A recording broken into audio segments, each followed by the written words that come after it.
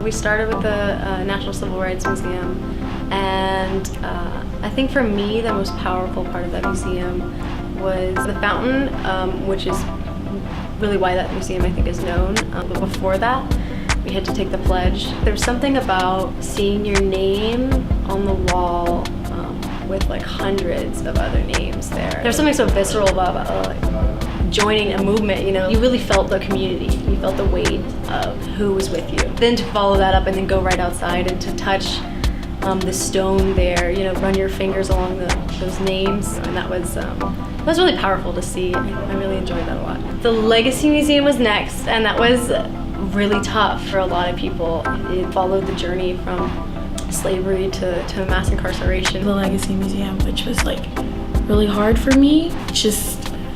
It was such a whirlwind of emotions to see how oppressed people were, even coming out of a different kind of oppression.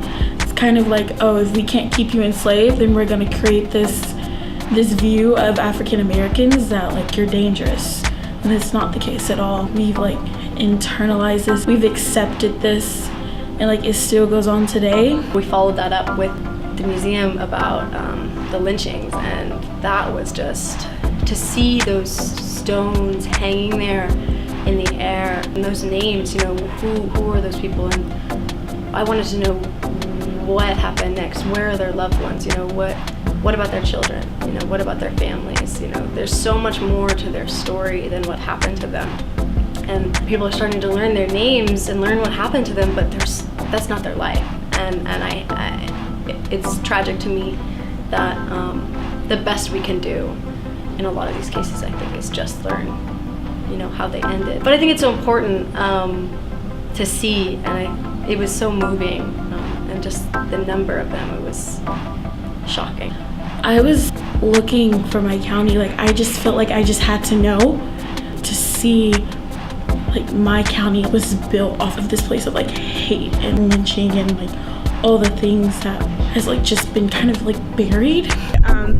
I got kind of emotional because I found my own county in Arkansas, and there's only one name, but I never really comprehended how many people endured this and were victims of racial terror, and multiple boxes had so many names, and there's so many that aren't even accounted for, that they're being remembered but they're not being honored. It's very hard to comprehend everything that took place.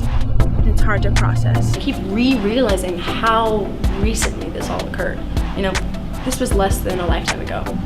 I can still find people who lived through this. I'm just thinking like it was not that long ago. Like my grandmother had lived through some of this. That shows you like there are people who haven't recognized their culpability. I don't know if they ever will, but I think, you know, as a society, we did this, we created this, and we have to live with the consequences, and we have to fight to change the system we created.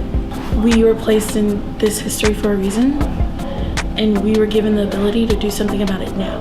So let's do something about it right now.